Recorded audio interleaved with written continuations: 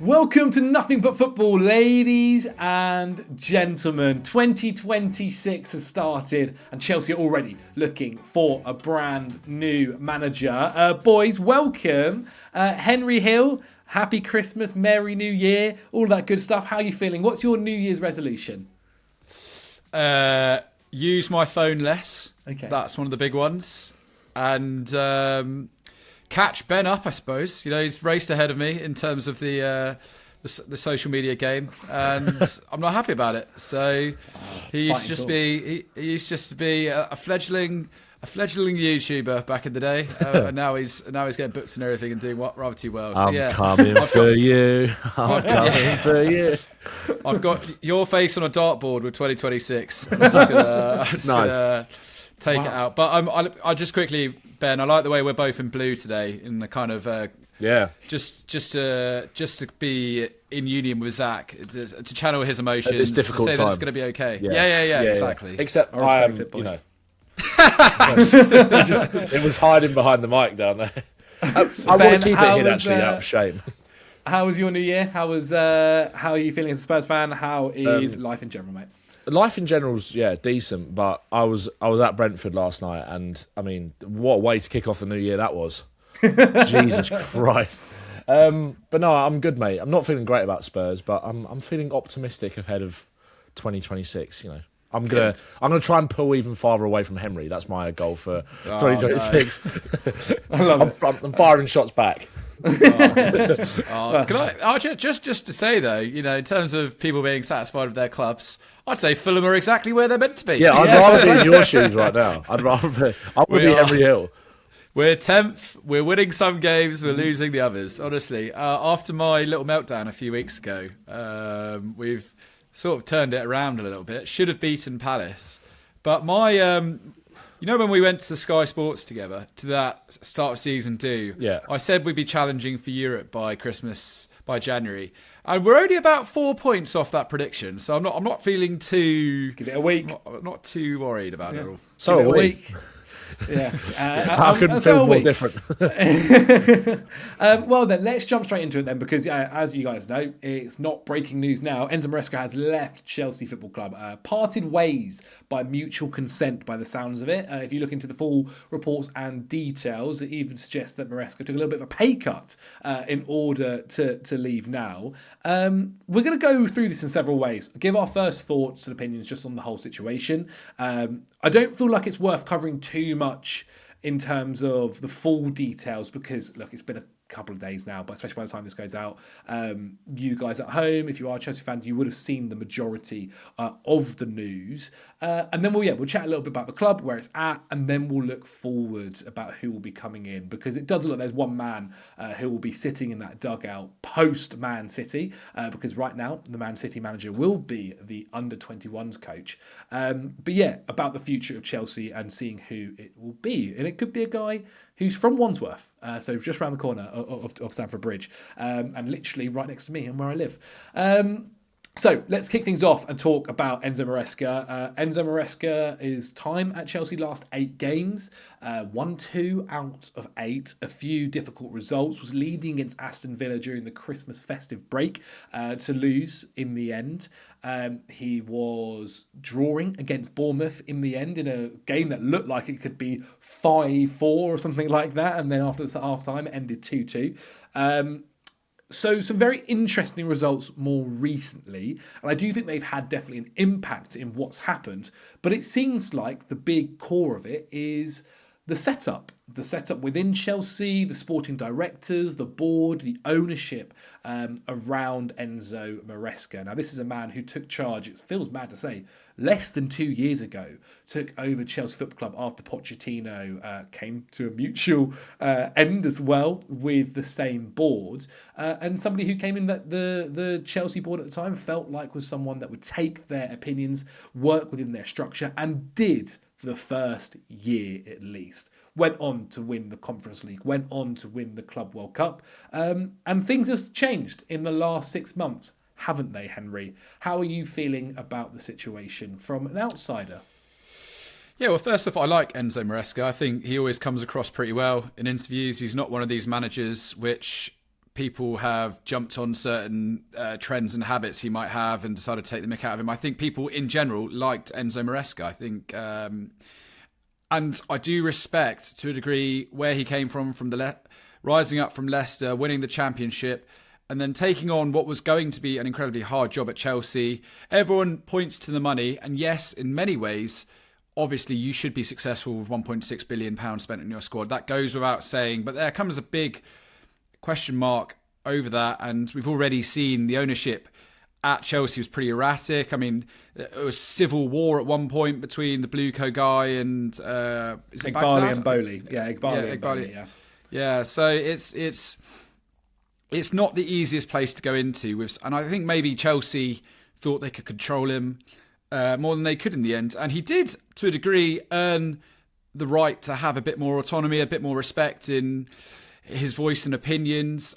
Look, the Conference League, you should have won that competition. It's not like a miracle that you won that. Just look at the draw the whole way through. Still, you got over the line. And actually, I was really impressed in the way that he turned it around in the final against a Betis side that were bang up for it. I think Betis were winning at half-time, or they were certainly ahead for a good degree of that match. So I respect the way he turned that game around. And actually, the Club World Cup, you can't take away the fact that he managed to completely outplay a PSG side, which up to that point had looked pretty unstoppable. Rolling through from the Champions League, probably one of the most impressive Champions League final performances you'll ever see. So he's definitely earned his stripes. It kind of shows the difficulty of those competitions in that ultimately hasn't counted towards him, push comes to shove. Also, it's worth remembering, he was manager of the month in November. He was the Premier League manager of the month in November, put in some really solid defensive displays. The goals Chelsea have conceded under him have halved during his time at the club. So I think there's a lot of credit that needs to be put there. He's been swallowed up in a football sense. It looks like he's been swallowed up by a very busy January period. And as much as you've got all these players, you need your talisman fit and on the pitch. And Cole Palmer hasn't been available there for a long period now. And I don't think it's any surprise that results have dropped off. And sometimes it's not on what can a manager do in that situation. He's been trying to work miracles. Again, you've got a big squad. You've signed a lot of players. I do question a lot of the money spent. I do question signing Gittins and Garnacho at a point where you really want to be stepping on. You really want to be leaving like someone like Mudryk in the dust in terms of signings that you've made in the past that haven't worked. Are those two signings that are going to go and define Chelsea going forward? It's really hard to say. Certainly in the case of Gittins, I'm not sure. So I question the transfer strategy. I question the ownership structure at Chelsea half the time. The fact that they still haven't got a shirt sponsor, despite the fact they claim that Chelsea were an amateur side when it came to a lot of their commercial value going into it, and they've not even been able to sell a shirt sponsor, I think is pretty laughable. I question a lot of things about that ownership structure. It's clearly a learning process still. I know, Maresca had a good job. It would take a lot for him to basically want to just step away at this moment, sort of save himself. I think he'll be fine. I think he'll be totally fine as a manager. I think a big job's going to come in for him. I find it slightly laughable, the idea that he was telling the club, oh, City are interested in me, by the way. Just so you know, I'm not saying I'm going to do it and I won't go, but City are maybe interested in me. I sort of think, come on, mate. You can't be pitching yourself as a successor to Pep just yet, in my opinion. But it does show that Maresca's pedigree, and I think the certain clubs that will be interested in him, I think he's going to be all right. And for Chelsea now, it's so, well, here we go again. I really don't think you should be making such a rash decision at this point in the season when, let's face it, you don't actually even need to finish in the top 8 to get through the Champions League. You don't need to do that. PSG came like 15th last year and won the whole competition. And the point, it's so volatile that even like City just drew Sunderland. I know Sunderland are drawing every week at the moment, but the point is there will be perfect opportunities to make up those points later down the line. And I think to reach this Christmas impasse is a bit ridiculous for me personally. But hey, clearly Maresca felt it was enough. Enough was enough. Well, I think that is a very good way to put it. I mean, Ben, you're in an interesting situation at a club who, or as fans, don't quite believe in your board, haven't done for years. I think Chelsea fans are getting towards that stage. They're looking at a sporting directorship and a board who Yeah, when Maresca came out and said he wanted another centre-back, that didn't happen. It looked like actually instead they emphasised the new contract of Josh Achapong and said this is somebody that you should be looking to use towards. We've heard multiple times as well that it seems like there's been a falling out now between, or one of the things that really sparked this was there was a falling out between the medical team and Maresca around playing a certain amount of players and not overloading them. Obviously, Maresca actually has been praised over the return of Reece James and keeping him fit this season and getting him back to his best. But maybe that was kind of slightly against what the medical board wanted. It hasn't really been said specifically which players it was around, but it could have been about Cole Palmer and him coming back most recently. We've seen, as I said, about the centre-back situation that he wanted a new person and then, pushing towards someone like Josh Achapong. And then I think Henry summed it up quite nicely that originally when Maresca joined Chelsea, he was somebody that was probably the ultimate yes man they could have possibly had, who after time did grow confidence in himself, and deservedly so after winning several competitions. Where are your thoughts and feelings around it? And I guess maybe more on the kind of board side and how fans are frustrated with them. Yeah, I on Maresca, just quickly, I don't think there's a world in which Chelsea just don't regret this. I just don't see how they get in a manager that's going to do a better job than him right now. Fair play to Liam Rosenior. He's kind of built up a fairly nice CV over the last few years, done some decent things at Hull and decent things at Strasbourg, but if you're a Chelsea fan, there's no way you can't be underwhelmed by that, especially when you've just lost a manager that has actually brought you tangible success in terms of a couple of trophies and has got you going in the right direction despite a few bumps in the road along the way that aren't even just necessarily down solely to him. Obviously, he's got to take responsibility for in-game management and things at certain times. I'm not saying that, and I think Chelsea have always tended to struggle maybe against the lesser sides in terms of breaking them down, and that is on him to kind of fix. But yeah, I can't. It doesn't make sense to me at all. But it does on the board level, like you said about kind of comparing it to Tottenham, and we've gone through frustrations in a different way. It feels very similar to kind of what we've gone through with Levy for like a long time, and obviously Levy's gone now, but in terms of having someone that puts a lot of priority and focus on stuff that's happening off the pitch, does like a yes man that's not going to kind of buck the trend or kind of go against you, really just want someone that's kind of going to happily sort of sit there, shut up and just sort of get what you're given from the board. And obviously when we've brought in someone like an Antonio Conte or Jose Mourinho, that is when things have gone wrong, because they are just such bad fits for having someone like a Daniel Levy in charge, because they're not going to do that whatsoever. Also, Daniel Levy has at the time had far too much control over kind of footballing decisions when he had a very limited knowledge base of what it would actually take to win on the pitch. And I think that's something that you're kind of seeing similarly with Chelsea at the moment.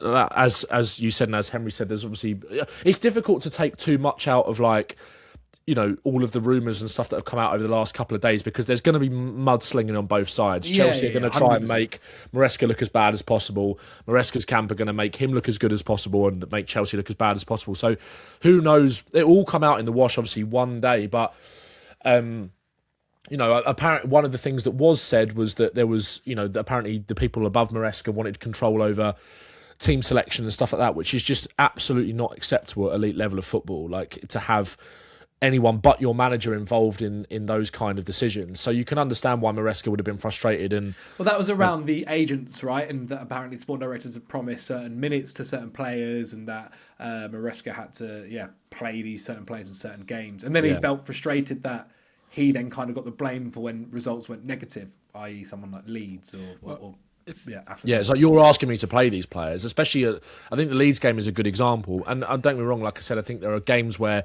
Maresca's coaching should have done more to get them through to certain games and challenges. But you look at that Leeds game and you look at the individual errors that were made in that game at the back, in a position where he was crying out for support and reinforcement in the summer. And look, Maresca's had a lot of money spent on him. He's in a privileged position in that sense with the recruitment side of things. There's other clubs that would love to have that kind of money to be able to kind of spend and go forward. But, if he doesn't have really a say over the players that are brought in, and also doesn't have total autonomy over the players that are actually picked on a weekly basis because of what you were saying in terms of the sporting directors, that makes for a very ugly cocktail. And then he kind of has every right to turn around and say, well, you're wanting me to play these guys. I don't really have a choice. It was a position that, especially with Levi Colwell's injury in the summer as well, that was so desperate for Chelsea to kind of go in and get right, and they ignored it. And they're paying the price for that.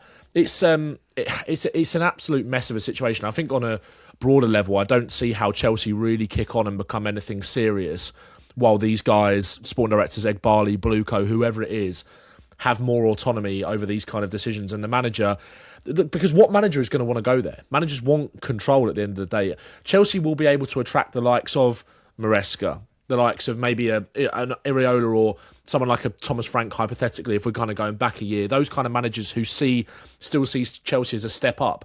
But the reality is that Chelsea have got, in certain aspects of the squad, a calibre of player that should be competing at the highest level. You look at Palmer, James, Caicedo, they're three of the best players in the world in their positions. They need a manager that is going to be able to take those players then to another level and build a team around them with their managerial quality and recruitment that then allows you to, I guess, having a manager that actually is able to attract players to then go and play kind of at their level and build a team that can actually challenge for things on a regular basis. And I just don't see, with the sort of manager that Chelsea actually want to get, which is a yes man, which is someone that's just going to not happy to not have that much control over the club, how they're actually going to be able to do that, and actually how they're going to be able to keep players like Palmer and Caicedo around for the long-term future, even though they are on long-term contracts. It's a mess, I think. I think there's a big part as well where it's almost like the manager has to wait for the board to decide what the aim of that season is. Like, for instance, if, say, at the start of the season, the board had told Maresca, we're going for the title, this is it, I feel like they would have been more encouraging or more willing to go and buy that, say, Cole replacement for the year because he's out for the whole season. Whereas it feels like because they were willing to, because at the start of the season they thought, you know what, our aim here is Champions League football again, whilst improving on what we've done last season. It's the idea of, look, well, you've got a Tosin, you've got a Josh Achapong, who is highly rated and looks really promising. You've got a Wesley Fofana who's coming back from injury, and a Chalobah. We've signed Hatto, who's obviously a left-footed centre-back. And because we're after Champions League football, we're not aiming to go and win the Premier League this season, that you don't need that replacement. And that, kind of ties Maresca's hands behind his back a little bit, I guess. Yeah, it is interesting because take like Achapong and the whole, they want to give him minutes. Like, at the end of the day, if you're gonna keep hoovering up all this young talent, you do have to show that the pathway is there to get into the first team, and that pathway is not just going to Strasbourg and seeing what happens after a year. Like, I do have an element of sympathy of being like, look, we've got these young talents, we've got one of the best academies in the UK. Can we please try and see if we can unearth another diamond in there? Because at the end of the day, if you unearth a local gem, it's win-win all round. Like, save money, the crowd loves them. Push on. So I'm a little bit sympathetic to that. I said this before in previous podcasts on this. We're always told that this is a project. We're always told that don't judge this team now. Don't judge it maybe next year. This is a 4 or 5 year project, and that's why you've bought all these players. And in this regard, I think Maresca's now he's sort of guilty of his own success, in that trophies have arrived too soon. Again, it depends how much you really value the trophies that he's won. But ultimately, he did suddenly find himself in a position, as you said, where he's grown in confidence, and he's reached this exact same impasse that Thomas Tuchel was at with Chelsea, where he was going, hold on a second, guys, you shouldn't really, you're brand new around here, you can't be telling me what to do. I'm a Champions League winning manager for your club. It's like, oh no. So I think history has struck twice. But one thing, so the first thing really I'm saying is what is the message from the board? Is this a project, or do you want to win now? Because if you want to win now, I really don't know how you can look at this and say that squad is up to competing with Arsenal, which has probably reached the next level of their development. A team that hasn't won for ages, but is stuck by Arteta. And we joke saying stuck the process, but it really is showing that it's working, and they're in pole position to win something major this year. And are they really better than City? It's hard to say. Like, that Pep effect is always going to be there. So I think you can never underestimate how bloody difficult the Premier League is, and it's impossible to turn around and be like, right, well, you should be winning now. But the second thing I really want to ask Zach is, because when you read all the articles about this, a lot of them say that the football was the problem. He didn't have a plan B or a plan C. Plan A was, as someone who has actually watched Chelsea, probably more than Ben and I, was the football objectively bad enough to justify the manager not being there at January, mid-season, one of the most mental times to make a decision? Yeah. Was the football really that much of a problem? Because as I said, he won Manager of the Month in November, okay for maybe defensive football, but they were still grinding out results, beating Spurs away, drawing Arsenal at home with 10 men. He's had so many red cards this season. That's not on his head, let's be honest. So I think Zach, it slightly is on his head a little bit, in the fact that I think the way that he plays his football requires players to make tactical fouls, to pick up a yellow card in transition. Like one of Caicedo, we've seen it recently. Caicedo got booked. He misses the Man City game on the weekend because of a moment in transition. Whether the actual foul is a yellow card, I don't know. He does do one later on. That was a yellow card anyway, so it doesn't necessarily matter. So there are ways in which I think those red cards are on him because of the way he plays his football. You know, you lose the ball high up with a lot of men forward. You're going to have to commit a foul to try and stop the counter attack. I always think I am someone who is, and I think you guys probably agree, is not someone who loses his head too quickly with a manager. Is not someone who's saying, get the manager sacked or gets frustrated very quickly with say Chelsea. I think there are a lot of Chelsea fans out there who do. Some publicly, some like a friend of mine who has a season ticket. He was actually quite happy that Maresca got sacked, to be quite honest. He didn't like the way how he didn't use someone like Esteval frequently enough. I'm more of the ilk where I thought actually getting him in slowly but surely, adapting to the league was a positive. But he was someone that was like, he needs to be playing week in, week out. You see what he did against Bournemouth in the second half. I can understand why. So I would suggest that the football wasn't that bad. And I think one of the nice things that we've seen over the last 2-3 months is you could see more specifically against Barcelona, you could see what this Chelsea side could be under Enzo Maresca, a side that was tactically strong, that would identify an opposition's weakness and absolutely bully them on it. Going into that Barcelona game, everybody, I think a lot of people had Chelsea as the underdog. And to be honest, I also always think that's where Enzo Maresca really flourished. When he was the underdog and he could do the research into a team, he would normally come out on top. We saw that against PSG. We saw that against Barcelona. I even think we've seen it in games like the Arsenal game, where I know it was a 1-1 draw, but Chelsea looked very good in that fixture. I think whenever Chelsea have been the team that are expected to go and win that game, like when we've played Leeds United, that's where things have gone a little bit messy. I mean, look, the December results aren't fantastic.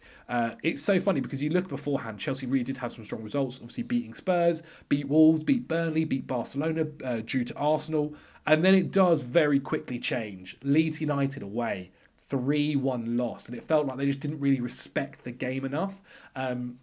Bournemouth away, 0-0 draw. One of the most boring games I've ever watched. But this is a Bournemouth side who are coached very well, but during that game were going through a very, very poor run of form. And Chelsea really didn't even make a single chance. Atalanta away, 2-1 loss. We played Everton at home.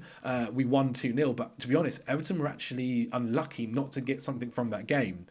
Newcastle away, the first half, absolutely terrible. Second half, managed to obviously turn it around. Villa, most recently, lost that 2-1 after dominating the game for 60 minutes and not being able to react to Aston Villa's substitutions. Most recently, Chelsea-Bournemouth, 2-2. So there have been moments where the games have been quite poor. And I do think when Enzo Maresca when Enzo Maresca's side has had to be the team that are going in as the stronger force and not the underdog, I think he struggled there. But that's where he might come back and say, well, this is where I want some of my older players or experienced players. I think Ben always says it very nicely that, you don't have to be 30 years old to be an experienced player. It's about how much football you've played at a certain age. It's about the experiences you've been in and cup finals and so on. So you can be 26, 25 years old and be experienced. Mark Gehi is someone I think that's actually a very, very good example of that, and a captain, and I've gone through so much, played in so many different systems, national teams, so on and so forth. And so, Maresca might come back and say, well, this is why I wanted that next guy. This is why I wanted a little bit more experience in the side, so on and so forth. So yeah, there have been poor results, and there have been moments where I've thought, oh, that's not fantastic, or we're not learning from our mistake here. But at the same time, it's kind of hard to say that when he's coaching such a young side who are all learning this at the same time. So yeah, that's my kind of passionate defence and also, I guess, like criticism of Enzo Maresca. I think he's someone who is going to be fine at finding a job, I think, to be honest. I can see him taking over at City. Like, I think the City and Juve stuff isn't great. However, it was written in his contract that he had to tell Chelsea if any club approached him. He did that. He also told Chelsea that he's willing to stay if they offer him a new contract on higher terms. I think after his success, that's fair enough. And so, yeah, I don't think he's going to be missing out too much. I think, to be honest, I think he'll end up getting a job in Italy for a year, go and win Serie A or do very well in Serie A, and then after next season take over from someone like Pep Guardiola. But you never know what the footballing world does. I guess let's quickly take a little look more on terms of the sporting directors, because I do think this does raise an interesting debate that several people have mentioned. James Alcar, I watched his video on it on his second channel around the situation of maybe the players. It's okay being in this situation when you're 23, 22, changing manager several times.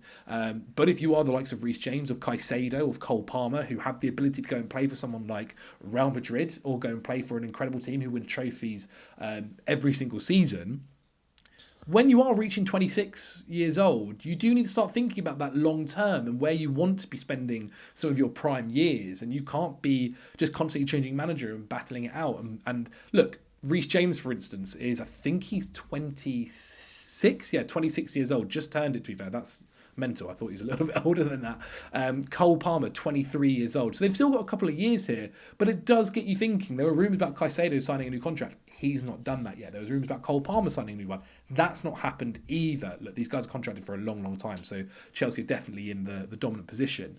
But I do think it gets their minds possibly thinking.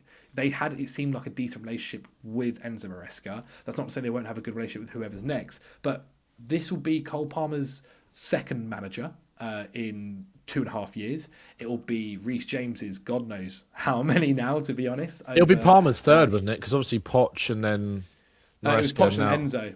Oh, sorry. Yeah. It's in the next one coming. Third, So it will be his third in 2.5 years.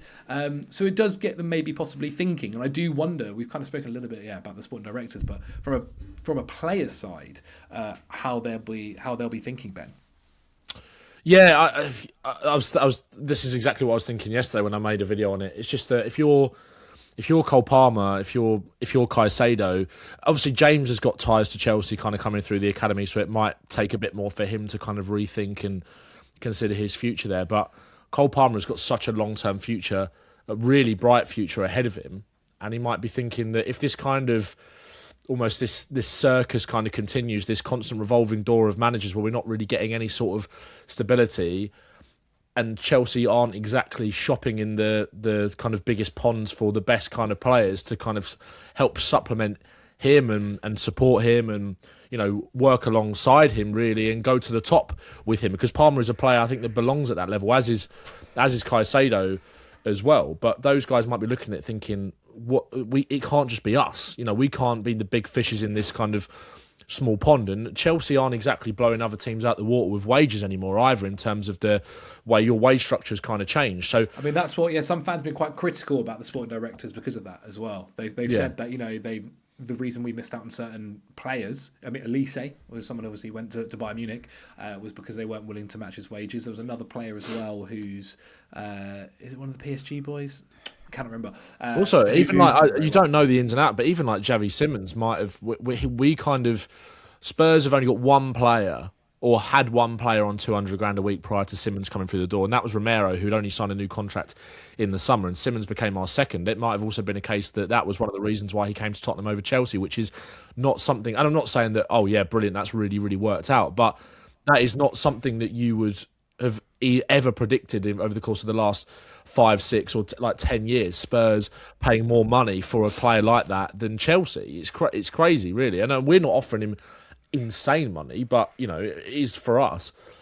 So yeah, these guys like Palmer, Caicedo, etc., they will probably be considering their future a little bit. Obviously, they're tied down to long deals, so like you said, Chelsea still have the strong bargaining position. But if they start to kick up a fuss and make it look like they're not going to sign a new deal, with the way these owners operate as well, they might see it. We actually have to cash in on these guys because we can make a lot of money back also from the contract situation. So they're going to probably be looking at it that way. And then how can we invest that money into other things? This is, kind of what I'm going back to, almost the flashbacks to Tottenham under Levy. It's like that money doesn't necessarily get funneled back into the club on the playing side either, especially when they're so focused on what they can do off the pitch as well to generate more money. So it's I would be worried about those two. Palmer in particular, I think, if I was a Chelsea fan. I always wonder that, if a lot of Chelsea's contracts are spoken about, they're signed until 2029, 2030, whatever it is. And I always think sometimes, they can be signed for as long as they want. But the second they say, I don't want to play here anymore, it doesn't really matter, does it? Like, you've got if they suddenly stop turning up to training and refuse to kind of be a part of the squad, you always end up having to sell them and kind of going towards their demands. I mean, that's the level of player power nowadays, isn't it? I would say, like, I don't think it's going to happen anytime soon. I also think this isn't the first time Chelsea have almost made it's their blueprint to fire higher, win. So I'm not with the contracts. At the end of the day, like, let's be honest, there's not loads of teams that can just go buy Palmer, are there? It's not a big money market really anymore, unless PSG open their wallet, unless Real Madrid get really thirsty for someone. And I think it's difficult for Man City to prize anyone away from Chelsea at this point in time. So it's not. I'd be less concerned about that. It's more the effort on the pitch. That's going to be the real problem. Well, do you wonder? I did wonder slightly, and this is kind of being like devil's advocate, thinking maybe a little bit more outside the box around whether Palmer might be slightly happy around Maresca leaving, just around in terms of his role in the side. Like, one of the benefits of Pochettino was Palmer was the guy, like the outsource. Everything goes to him through him, and maybe that was slightly negative in terms of towards the team. We heard Maresca come out many times in press conference saying he'd rather 4 players score 10 goals each than 1 player score 40. And that's how he did set up his team. Like, you can look statistically, Palmer definitely hasn't been at the level that he was under Pochettino, just due to the way the system is. He becomes a bit more of a system player in Maresca's side. I do wonder maybe if we might see him slightly find the back of the net a little bit more. Well, do you not think Maresca's spot on though there? At the end of the day, having one player who everything goes through them, as we've seen with Palmer, the second he gets injured, it's not great at all. Yeah. Obviously, you'd rather have a selection of players who are all capable of producing. I think as much as Salah was unbelievable at Liverpool in his prime, he always had other forwards who were contributing too, who were chugging away like Mane, etc., with goals and assists. So no, I am on Maresca's side on that. Do I think that Palmer might be slightly happy? Yeah, I do agree with you, Zach. That maybe he was benched a lot. We don't know if medically that was something that he approved of half the time, and maybe you will see a bounce from Palmer. But again, you've got a big squad, a lot of players who've been promised minutes, who've been promised opportunities in this side. And when you put someone else new in there who's got different ideas about how things are going to go, it can go wrong again. So yeah, I do think, I just think this is such a silly, it's like an argument that's got out of hand between two people, and it's not, and it's so silly. It's such an avoidable situation. I saw Jamie Carragher, I thought, summed it up quite well when he just said, look, surely when you look at the credit that Maresca actually has kind of got in the bank and kind of what he's done, winning the Club World Cup, how do you go from, and win the Conference League as well, Champions League football, how do you then go from that to this in less than a year when you're still 5th in the Premier League? And we don't actually know what, like you said earlier in the pod, about what the aspirations actually were at the start of the season. Like, surely you look at that and the people at the top should go, and this is what Carragher said, he was like, let's find a way to make this work. How it feels so avoidable. But I think that's where I think it's so hard because obviously we're not in there, we're not involved, we're not in the meetings, we're not seeing it day to day. Where I think Enzo Fernandez, half the reason we saw him sign with Jorge Mendes in the summer, brilliant, to an idea that this might happen, that this possibility could be there. The fact that it must be so frustrating having every little thing you do overanalyzed. I mean, when there were articles coming out that the board supposedly showed him a podcast from one of the Chelsea podcasts, or I think it's Matt Law that's on it, criticising something that he's done and asking him, what do you make of this? So surely at some point you sit there and you've got to say, like, hang on a minute, like, why am I being this level of criticised where it's not even your own opinion anymore? You're taking it from a podcast, like, maybe the Nothing But Football was shown on there as well. Though I do think we've always been quite positive around Maresca. Like, I can understand why a manager would get so annoyed to the point where they're like, I don't have to deal with this anymore. My level is at a fantastic height right now that I can leave and still get a new job, and a good job at that. Yeah. Maybe the owners should be watching this. If you are watching, listen to our advice about how to run. It sounds like if Maresca's listening to this, then if he wants to come over to Tottenham and take over from Thomas Frank, then that would be massively appreciated. I think Maresca. Don't go near Spurs, mate. His reputation's at a nice level right now. Does not need to go to Spurs. It's a good point. Yeah, that would. He could not get a job for 6 months and be at a better reputation now than he would be if he went to Spurs. No, I agree. I do agree with that. So I'd say don't risk it, mate. But look, it's happened. We now need to talk a little bit about the future of Chelsea. As we said, this is a how to fix. There were a number of managers being spoken about. We saw in the summer, Chelsea had spoken to De Zerbi, but that looks like it's not happening. You know what it is. Well, it doesn't look like it's happening. Glasner seems like that's not going to be happening. Cesc Fabregas seems to have ruled himself out of that job. Yeah. There was another manager as well who I think ruled himself out of that job too. Farioli at Porto has been rumoured as someone that's interesting. Obviously, a very exciting up-and-coming manager. But the big one, and really the guy there just feels like it's most guaranteed to be honest, part of the Blue Co project over at Strasbourg. I think he actually had his press conference today for this weekend's game and basically didn't deny it, did he? Yeah, didn't deny it at all. But Liam Rosenior, somebody who, as I said, is from Wandsworth, from the local area. I'm a man, and I'm very interested to see what you boys think on this, because it feels like the same mould of when Enzo Maresca got hired originally by Chelsea, maybe slightly less as well, considering actually Maresca had just won the championship, but he did a good job with Strasbourg. He's part of the setup. There were already a couple of months ago links around the fact that he could be a good profile of manager to take over the job at Chelsea whenever that may be. That might be another thing that added to Maresca's frustrations. I'm sure that would annoy anyone, saying that there's the guy below you at the same company is a good person to take over from your job. And so, he is the front runner. Look, there are lots of things you can talk about formation-wise. He obviously plays the 3 at the back at Strasbourg, but I think a lot of managers nowadays aren't necessarily fixed to one formation, and they all say the classic line of, a formation is just for the team, like for the team sheet. It doesn't really matter as much in the actual games. He's done a very good job at developing young players in France. I think he speaks fantastically well, or communicates himself really well. I know there was some criticism I've seen online of his speech in the dressing room, but I personally thought it was actually fine. Like it was just a bit. It was quite. I agree. Like I thought it was quite Arteta-y actually, and I can see why it's a bit cringy in that fact. Yeah, it did. It was one of those things yesterday. Like I saw it, and it made me laugh.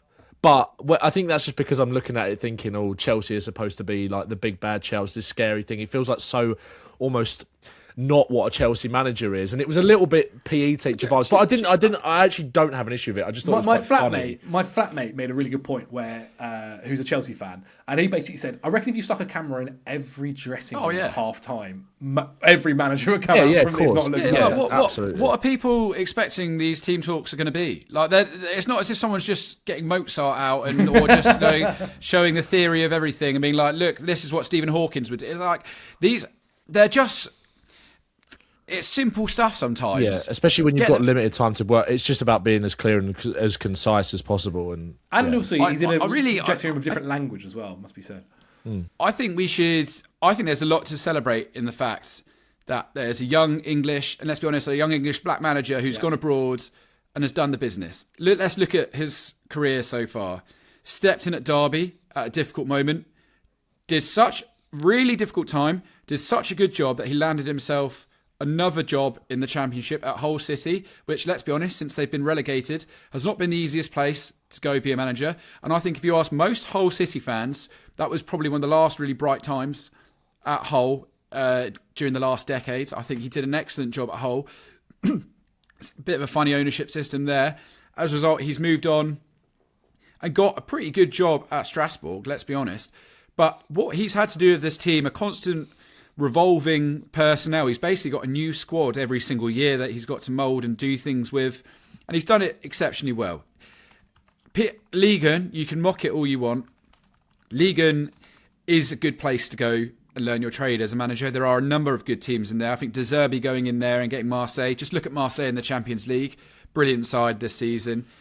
Lens, I think, are still in that three-man title race at the moment. And Strasbourg have been knocking around. Let's be honest, I think there's an argument that maybe they could have pushed on for Champions League football last year, but it wouldn't have helped old Chelsea in many senses. But I think what he's done is excellent there. Gone abroad and shown that he can communicate. And he, like he said, it's managing is 90% people skills. I fundamentally believe that to be true. So I think people that are just being quick to mock Rosenior, I think it's mental. I'm like, why can't we celebrate the fact that a lad from Wandsworth, a young English manager, is being given this opportunity? And really, if it was the under-21s manager stepping up, doing such a good job that they decide to keep him on, everyone would be happy about it. But he's just basically, this is essentially an under-20 side of Chelsea in disguise, isn't it? Let's be honest, in Strasbourg.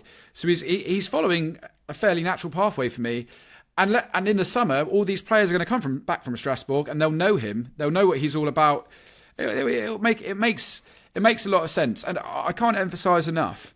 He has earned the right to be in the running for this. It's not as if he's just been caretaker over at Strasbourg. He's got them doing good, interesting things on the pitch. I'm slightly worried about the future of Robert Sanchez under him, because Mike Penders looks to be playing sweeper keeper half the time, and I don't think you want Sanchez doing anything other than the fundamentals in your side. But yeah, I think this. Give the guy a chance. And again, if you look at the managers that are not available at the moment, it's not like there's a plethora of interesting guys knocking around. Like, you might have got a Terzic, in all honesty. You might have got another kind of company man in Terzic to come in and take the reins for 6 months. But also, it's about which manager would say yes as well now. Yeah, like, this is the your thing. guys who are, there are the dreamers who I've genuinely seen a few people say Jurgen Klopp, for instance. There are the dreamers who would say that kind of stuff. And that's not what Chelsea are at that stage, unfortunately, due to how it's working and how the last few years have been and how the setup is, where they want a manager who will come in and be the club and will take it and make decisions. That's not what they want. They do want somebody who will slot into this role and do kind of what's being told of them at times, because they believe it's best due to the data or due to the amount of different people they've got in positions who have crazy experience in whatever field it may be. And I do think you're right. I think he speaks well. I think he is somebody that seems to be a lot more of a man manager. Not to say that it's tactically not there either. He does have that level for sure. And I would be interested to see how that is translated to his Chelsea side. Like, I don't think Chelsea really should be changing too much tactically from what they were doing already. Even Chelsea set up in a back four for sure, but really they become a back three the second they have possession of the ball, similar to what he's doing already at Strasbourg. And that was one of the things Chelsea wanted to do with the Blueco system, have each club playing in similar ways. So transitions like this can, I think originally it was for players, but also with a manager can happen quite seamlessly. What I do think is really interesting is, ever since this ownership have been in charge, the fans have never connected to a manager. Really. They had Graham Potter, obviously taking over from Thomas Tuchel. That didn't go well at all. They had Pochettino come in, and again, with the fan base, there were little moments, but obviously his Spurs connections and just how some of his reactions would be post-games just never allowed that to happen. Frank Lampard, as I said, he was there caretaker, doesn't really count because he definitely had a connection. But then Maresca at times was close. There were moments where the fans, I think, wanted to have him. I think they had his back in one of the away wins for Chelsea. Was it Burnley? It might have been Burnley away, if that's correct. I can't quite remember off the top of my head. where, I think it was Burnley away, where the fans were like actually singing his name after the game. Very quickly after that, it didn't go so well, and obviously we saw after the Cole Palmer substitution against Bournemouth, the fans singing "You don't know what you're doing" to Enzo Maresca. That relationship never really happened. It never really bonded, and I would also go to the extent that I don't think Enzo Maresca necessarily tried to make it happen either, but that was because of numerous different things around it being a consistently changing, consistently inconsistent results, where Chelsea were never just a dominant team for months. They were always up and down, and I think because of that, he could never quite get to the Chelsea fans. When Chelsea beat Barcelona, that should be a moment where the manager was absolutely loving it with the fans, and he did do the pictures, he did do the kind of fist pumps as he walked around Liverpool, the wasn't stadium. it? There was Liverpool where he sort of ran into the crowd with the players and stuff, and he got himself the ban. So there were moments, but it never felt like they fully connected, and they were always a result away from fans kind of saying, you know what, get rid of it. Look, post Bournemouth, post Villa, there were multiple fans saying if he was to be sacked, they would be happy. Whether that was a big, what's the phrase, like a big small majority, or a like loud small majority. like a vocal minority. Yeah, exactly. That's the phrasing. I don't know, but do you think that's the? I agree with you, and I do think if Chelsea were to actually come out and solely kind of say that we just don't think the results on the pitch are good enough whatsoever, and we've decided to make this change because we feel like he's been underperforming for the last month. We've shown patchy elements of form. I think there would be Chelsea fans out there that would actually go, okay, yeah, fair enough, we can understand. You just don't know if you can believe them anymore, mate. That's the thing, exactly. And they've not come out and said that anyway. It's been about, well, it was sort of about results, but it was also about this, and that. And it's like, it feels like there's Chelsea fans that can live with the decision if it was... Do you remember that period? Sorry. Do you remember that period where Chelsea had a lot of positive results? And then I think it was last season before December, where they had a lot of positive results, and then the sporting directors did an interview with Matt Law, I think it was, talking about how everything's going so well. Never heard anything since. No. Never heard anything since. And, they want to come out and talk when things are actually going, everything's rosy in the garden. Exactly. However, when the manager, it's like, for instance, they've put the under-21 manager, and I get why, because it doesn't happen. This just doesn't happen in football. But they put the under-21 manager to do the press conference. What's he meant to say? Yeah, what's he meant to say? Really, have some accountability. You go and do the press conference. I totally agree. Obviously, with it's such a different world in football. It never happens in football. That just doesn't happen. No. But it would be. I think a lot more fans would feel more understanding, or would be willing to accept things if they saw that level of accountability, I guess. Yeah. If that's the word I'd want to use. That's the thing. If you want your fingers all over it in terms of the sporting project, and to be involved and influence decision making in terms of the team selection and stuff like that, if you see yourselves almost as more important than the manager in that aspect, then fans deserve every right to kind of hear from you and for you to be held accountable. Like you said, I totally agree. It's a little bit games gone, though. It's a little bit games gone if sporting directors just start doing press conferences. You know what I mean? Yeah, it kind of increases their level of self-importance even more. But if they're going to put themselves on that pedestal, then I think they have to come out and face that. It happens at a lot of clubs. I mean, in terms of sporting directors coming out and explaining transfer windows and all those kind of things. And I do appreciate that level of kind of connection and communication that a little bit more when someone like Tottenham do it. But you only kind of hear from them when there's that level of maybe transfer dopamine attached to it, when they can kind of justify the reasons why what they've done. Whereas like now it's, you were the ones that picked the manager. You're the ones that are doing this and that, and almost seem to have more influence and control over the club than the manager that's actually just been booted out in the first place. So come on, let's hear from you. Let's hear your reason as to why you do it. Let's not, start leaking everything. I know that's the way it happens, but the way that things are being leaked to the press, it just feels like it's almost a bit of a hit piece on Maresca, when it's like, we actually want to hear what's going to happen next. What's your vision for this football club? Where are you actually going to take us? Because I think Chelsea fans feel incredibly disillusioned with that, and you can't really blame them for that, especially with what we know Chelsea to be. And I think that's kind of what it comes back to, this thing with Liam Rosenior, is that, again, you look at that half-time team talk and stuff like that. I've got, it's a bit of banter, it's funny or whatever to kind of say, it doesn't feel very Chelsea. But it doesn't. It doesn't. And Potter didn't feel very Chelsea at all, because I think with this level of communication, I think it's great. And you see so many clips of Liam Rosenior over the course of the last couple of days where he's speaking on the debate shows on Sky, and he's articulated himself really well as a pundit and these kind of things. And he clearly has an incredible understanding of the game and understanding of players. There was a piece where he was talking about Paul Pogba as well that I saw doing the rounds yesterday. And again, it had a negative title, but actually what he says is really good. Yeah, it was really good. It was really good. And he does understand that human aspect of the players, like you said, in terms of being a man manager. But I don't want to keep bringing it back to Spurs, but I thought all this stuff about Thomas Frank.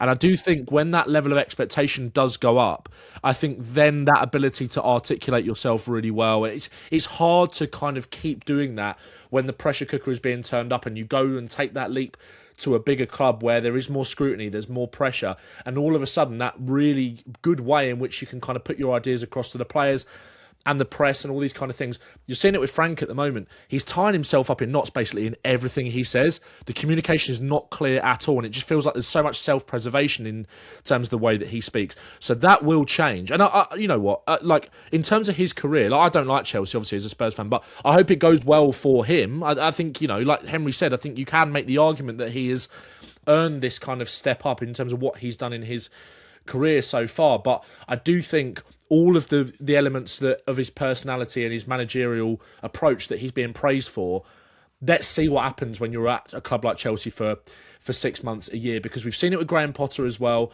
When that level of pressure goes up, they kind of just crumble, and it's just that ability to kind of communicate themselves, be convincing towards the players and the manager, towards the players and the fans, that can evaporate very, very quickly.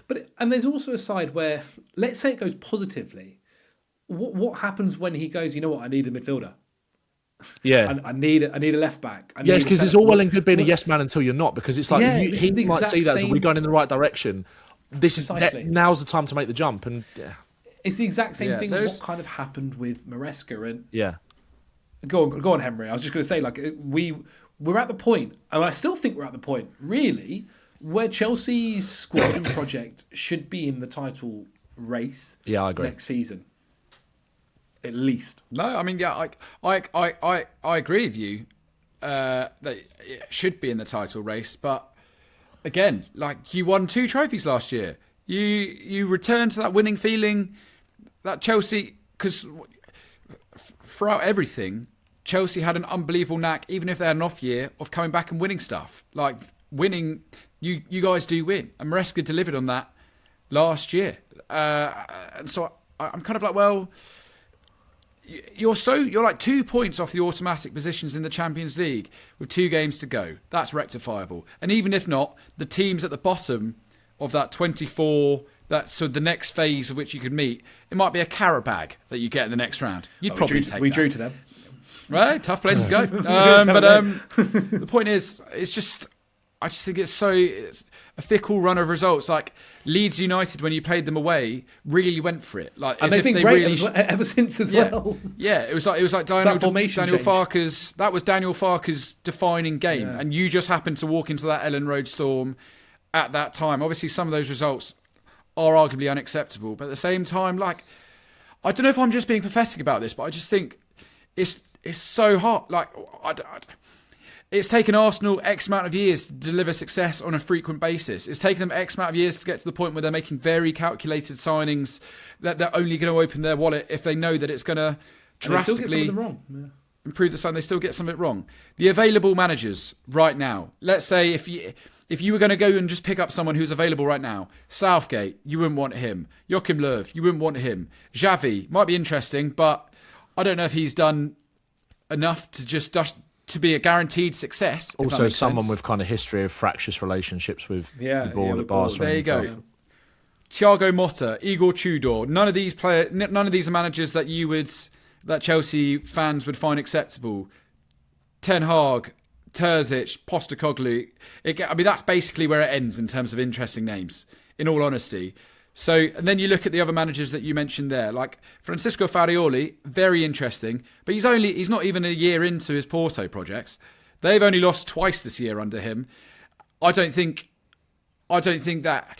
I know it kind of reminds me of early. If you look at his career, it reminds me of early Marco Silva, where he bounced around. He went to Ajax, did a season, left. He was at Nice before, did a good year, left. Very interesting guy, don't get me wrong, 36 years old, now doing very good things in Porto. Again, though, I do expect you to be doing good things with Porto in that league. I really do. Like, you've got basically 2.5 crunch games every year, which you've got to navigate against Braga, Sporting and Benfica. The rest of the league is not great, in all honesty. Still doing very interesting things with that side. But ultimately, I don't think these are the managers you're going to go for. So then you look at it and you go, well, actually, if we are going to make the decision to move on from Maresca, Rosenior does make a lot of sense. It makes a lot of sense for me. Well, I was just about to say, if say Maresca had the exact same career he had at Dortmund instead of Chelsea, and Chelsea are at this point right now, Maresca would be top of the list, wouldn't he? Really, like he'd be the man that you'd be trying to hire right now, if it wasn't the fact that you've just sacked him. Yeah.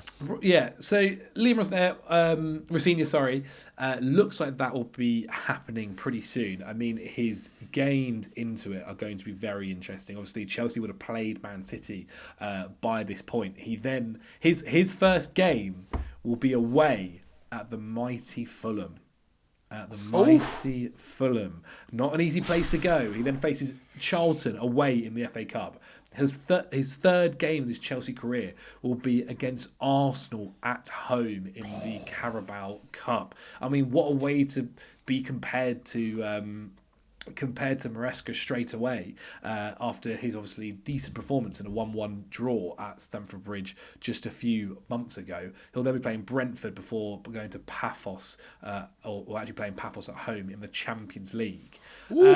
So some interesting fixtures for him. I think it does raise some really great things. A black manager in the Premier League at one of the biggest clubs, I think is fantastic for representation and seeing hopefully what it'll do for the future of the game as well. And I really do hope it works out in some way, shape or form, because at this current rate, it feels like Chelsea are sacking managers more now than they did under Roman Abramovich, which feels mental to say. The longest reign a manager has had is 1 year and a half, just as well, after winning 2 trophies too. So very, very interesting. Ben, any final thoughts, any final mentions you want to say? Yeah, I mean, I think that I do feel like this discussion has made me sort of maybe change some of the thoughts I have towards Rosenior as an option for Chelsea. I just still think it's a case of, I just still think we could end up in exactly the same position, or Chelsea could end up in exactly the same position in, like you said, another year and a half time. If that's the length of time that these managers are kind of averaging at this project. Like I said, when that pressure cooker does get, that's not even the average. I think the average must be literally a season. Oh, sorry, that was the most. Yeah, that was the most. Sorry. Yeah, it will be. Yeah, Poch was a season, wasn't he? Potter was less than a season.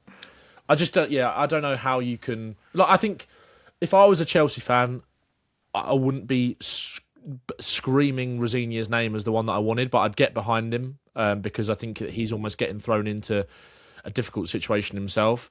But you understand why he's taken the leap up in his career, absolutely. And I think there, in terms of the bravery in which he plays, I think from a tactical point of view, if you wipe away the name and the club that he's at, I think there's a lot to like in terms of the bravery, in terms of the way they press, in terms of the possession-based game, which I think will translate nicely to Chelsea on paper. All of this kind of sounds good on paper. I just do think when that pressure cooker gets dialed up and that ability to kind of articulate yourself and communicate with your players and the fans, that will change. That will become more difficult as time goes on. And I think that is one of his biggest strengths. And I think that we've seen that with other managers who have kind of then struggled to make that leap up in terms of a club that, a fan base who are very hungry. They feel like they are close. They feel like they've got players that should be taking them further than they currently are right now. I think Chelsea will regret letting go of Maresca. And I think they will regret not letting him have certain key pieces to the puzzle that I think we're clearly missing in this squad, despite the amount of money that was wasted. But good luck to Liam Rosenior and kind of let's just see what happens. But I think there'll be moments where it's like, okay, you can understand it, but I just think we could very much end up in the same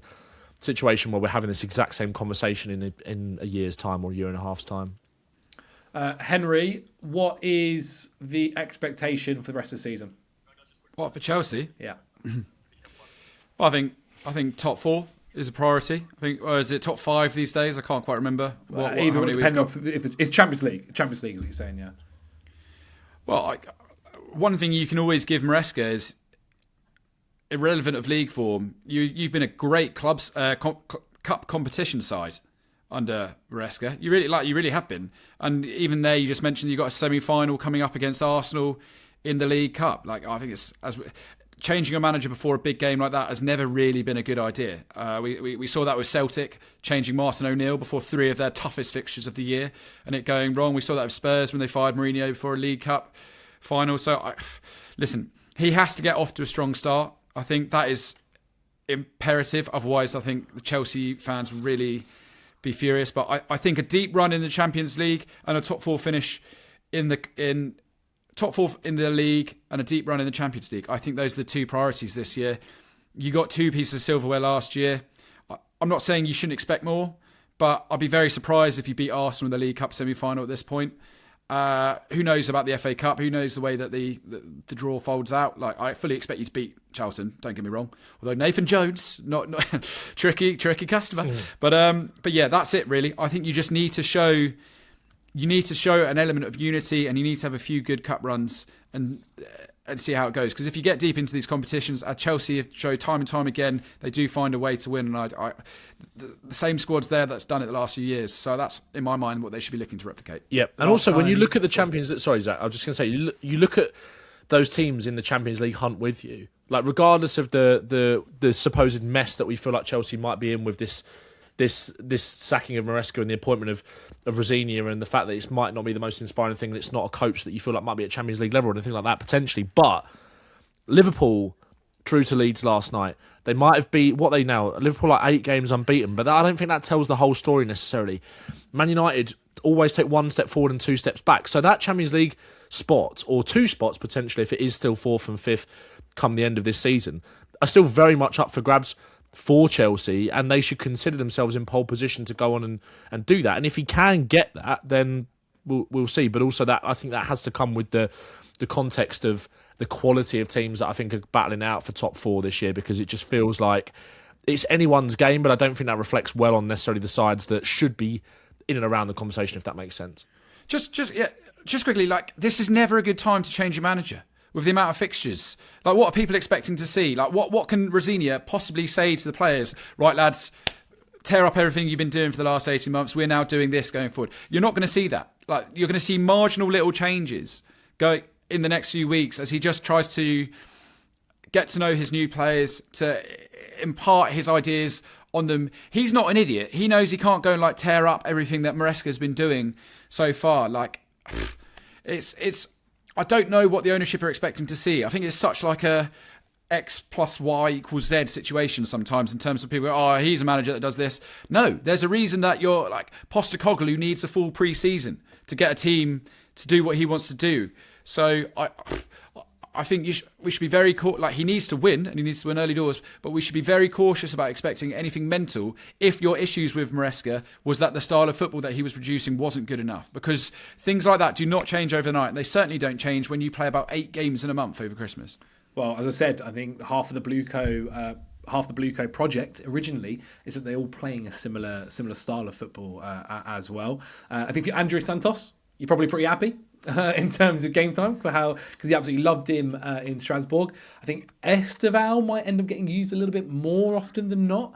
But I guess the final note I'll say is the last time Chelsea changed a manager in January, this came home. What, Di Matteo? Thomas Tuchel. When he went in charge of Chelsea Football Club after Frank Lampard went and won the Champions League. So you never know. Yep. You never know. That was a direct up, though, in managerial appointment. Yeah. That was... yeah. Okay, it was a joke. It was a joke, lads. Yeah. It was a joke. Well, leave those kind of jokes where they belong. So Okay. No. Well, there we have it. That is how to fix Chelsea. Maybe slightly less how to fix and more just kind of looking at the scenario. I'm very interested to see how things will play out, obviously, because I am a Chelsea fan. Henry, a lot of people at home want to check you out. Where can they go? I don't know. Joe, go have a look there. Yeah, why not? Actually, no, this is going to be a big year. 2026 is the year I take down every YouTuber. So just watch out. We're all keeping... Obviously, Henry's channel will be collaborating with this, so make sure you subscribe to it, because he'll be posting content on there very soon, hopefully, fingers crossed. Ben Bowman, where can people check you out? YouTube, TikTok, Only Tottenham podcast, Zach's videos as well on the main channel. And yeah, I hope everyone has a prosperous, enjoyable, exciting 2026, including you, Henry Hill. I'll take back what I said at the start. Yes, guys, let me know all what you think in the comments below. Subscribe to the channel, and we'll see you next week. Bye.